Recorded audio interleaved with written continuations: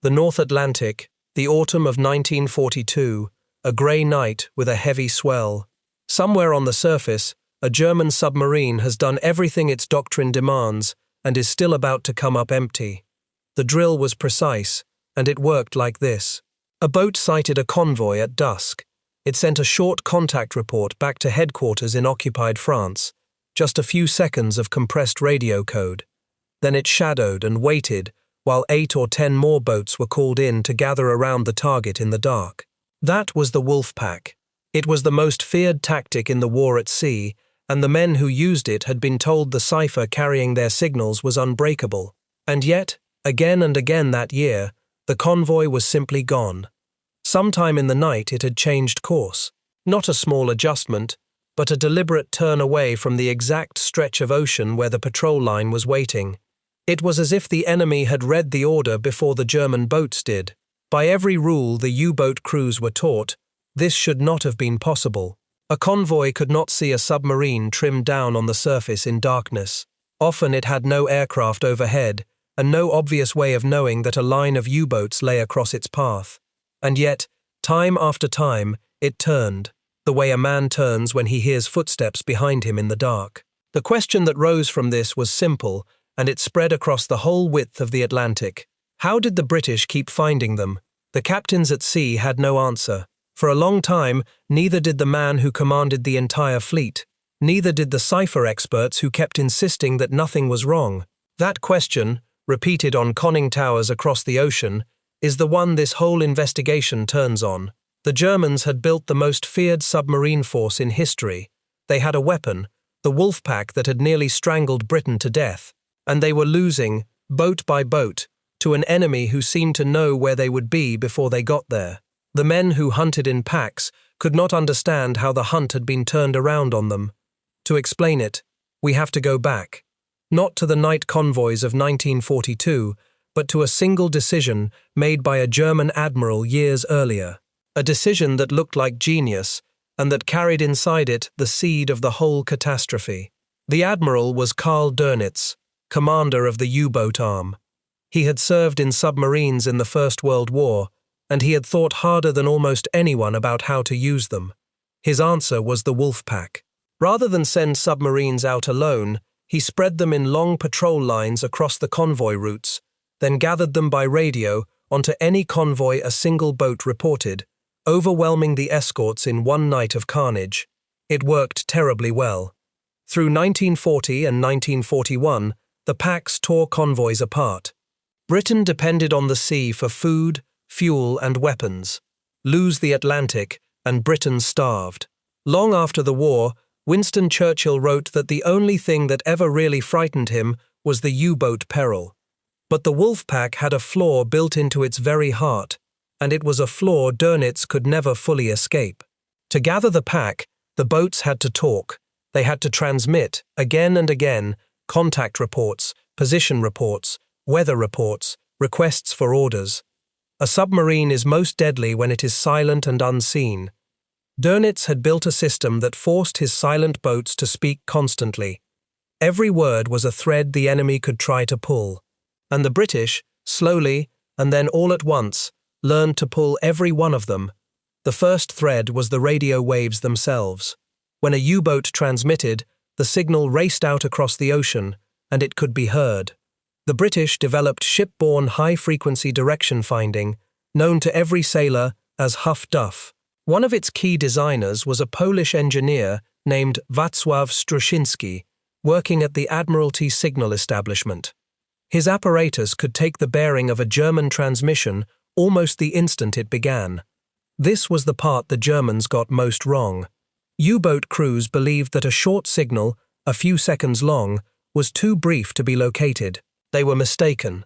An escort fitted with Huff Duff could read the bearing of even a quick burst and run straight down it like a hound onto a scent, forcing the shadowing submarine under in the dark, blind and far behind. It never needed to read a single word of the message. It only needed to hear the voice. But locating a transmitter at sea was only half of what was happening. The other half was happening in a quiet town in the English countryside, and it was a secret so deep that it stayed hidden for 30 years after the war ended. The town was called Bletchley Park, the home of Britain's codebreakers. The German Navy enciphered its radio traffic using the Enigma machine, and the German Navy was certain that Enigma could not be broken. The number of possible settings was astronomical. Their cipher experts had run the calculations. To them, the conclusion was simple. No enemy on Earth had the time or the means to break it. They had not reckoned with the man who took charge of the naval problem. His name was Alan Turing. He was a mathematician of rare and strange brilliance, and he was drawn to the naval enigma precisely because everyone else thought it hopeless. He devised a method to narrow the impossible number of settings down to something a machine could test, and that machine, the bomb, ground through the possibilities until the day's settings fell out. Yet mathematics alone was not enough. The naval cipher was so well protected that the codebreakers needed the actual code material, the secret books carried aboard the boats themselves. And here we meet the men who paid for those books with their lives. On May 9, 1941, south of Iceland, a U-boat numbered U-110 was forced to the surface by British escorts after attacking a convoy. Her crew abandoned ship in a panic, believing she would sink at once. She did not. A boarding party from the destroyer Bulldog rowed across, led by a 20-year-old officer named David Balme. He climbed down into the abandoned submarine, not knowing if she would explode or plunge beneath him, and he handed up her Enigma machine and her codebooks, one item at a time. The submarine was kept secret, and later allowed to sink so the Germans would never suspect. Years afterward, King George VI told Balme that this capture was perhaps the most important single event in the whole war at sea. It was not the last such sacrifice, and the next one was the costliest. By early 1942, the U-boats had switched to a new 4-rotor Enigma, and Bletchley Park went almost blind to their traffic for most of that year.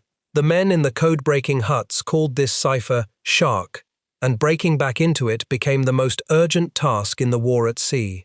What reopened it was a single act of courage in the Mediterranean. On October 30, 1942, the submarine U-559 was depth-charged to the surface near the Egyptian coast. 2 sailors from the destroyer Petard, Lieutenant Tony Fasson and able seaman Colin Grazier, crossed to the sinking boat.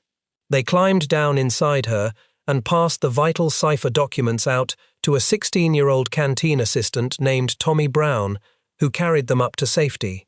Then the submarine went down, and she took Fasson and Grazier with her. The documents survived. They were the key that let Bletchley Park read Shark again that December. Both men were awarded the George Cross, the highest award for gallantry away from the enemy, and neither lived to know what their courage had unlocked. Now hold this in your mind, because it is the heart of the matter. The British were not winning with one weapon. They were winning by joining everything together, and the place where it all came together was a single room. It was called the Submarine Tracking Room, deep inside the Admiralty in London. For most of the war it was run by a man who had never been a regular naval officer at all. His name was Rodger Winn, and he was a barrister, a courtroom lawyer, who had been left with a twisted back by childhood polio. He had a mind built for weighing incomplete evidence and reaching a verdict. The Navy, breaking all its own rules, put this disabled civilian in command of the room that hunted the Wolfpacks. Into Winn's room flowed everything: the decoded Enigma signals from Bletchley Park, the bearings from the Huff Duff sets at sea and on shore, the sighting reports, the sinkings, the patterns of past behavior. Winn fused it all into a single moving picture of where the U-boats were and where they were going. He called his estimates working fictions, his best reading of the enemy's mind. And then convoys were quietly steered around the danger, turning away in the night from packs they could not see. That was the turn the U-boat crews kept witnessing and could not explain. A lawyer in London was reading their intentions and moving the ships. This is where the German tragedy becomes almost unbearable to watch, because Dönitz was not a fool, and he was not blind. He sensed, again and again, that something was deeply wrong. Convoys swerved away too often for luck. His boats were caught in open ocean where no enemy should have found them. He ordered investigation after investigation into whether his cipher had been compromised, and every time, his own experts told him what he wanted to hear. Enigma was unbreakable. The mathematics proved it. The losses, they said, must be due to British radar, or to airborne detection, or to spies and treachery somewhere in his own ranks. His operations staff, frustrated by the endless suspicion, is recorded as asking whether they should investigate the headquarters or whether the headquarters should investigate them. The idea that the machine itself had been beaten was dismissed as out of the question. So the German Navy went looking for traitors and radar sets, while the real answer sat in a wooden hut in Buckinghamshire and a tracking room in London. They could not grasp it because their certainty was total. They had proven to themselves that Enigma was safe, and a man does not search a room he is sure is empty. Their faith in their own machine was the very thing that blinded them. The reckoning came in the spring of 1943. In March, the Packs still bit hard, savaging 2 great convoys and sinking many ships. But the balance had already tilted. More aircraft were closing the last gap in the mid-Atlantic where no plane had reached before. More escort groups roamed free to hunt, and every German signal still drew the hunters in. Then came May. Around one slow convoy alone, the escorts fought off a pack and sank submarine after submarine in exchange for their losses. Across that whole month, the U-boat arm lost around 41 boats in combat, roughly a quarter of its operational strength.